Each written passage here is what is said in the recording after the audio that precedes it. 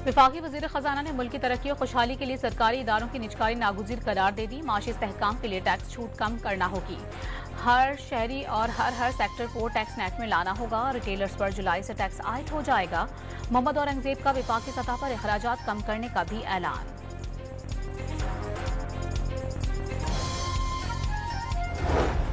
21 जून को दौरान इद्दत निकाह केस का फैसला हो जाए तो बानी पीटीआई जेल से बाहर होंगे।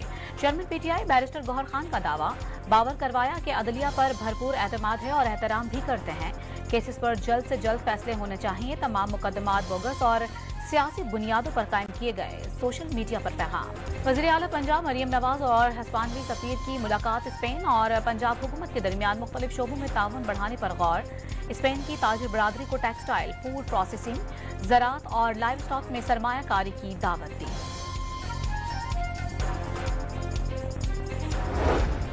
मुल्क भर में ईद उल अज़हा का दूसरा रोज। कोई बनेगा मेहमान तो कोई होगा मेजबान। कोई ददियाल जाएगा तो कोई ननियाल का रुख करेगा। कुछ ससुराल को चलेंगे। मेहमानों की खातिर तवाज़ो के लिए तैयारियां शुरू। मजेदार, जायकेदार और लजीज खानों के साथ रात को बारबेक्यू टिक्का पार्टी भी सजेगी। कुर्बानी का गोश्त खा चुके, अब बारी है हल्ला गुल्ला करने की। इस्लामाबाद और रावलपिंडी के शहरियों ने लेक व्यू पार्क में डेरे डाल दिए। पेशावर में बच्चे वालिदैन के हमरा चिड़ियाघर जा पहुंचे।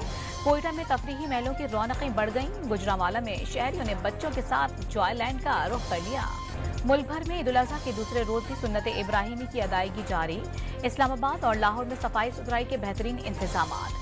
कराची के बाज़ इलाकों में जानवरों की आलाइशें अब तक उठाई नहीं जा सकी।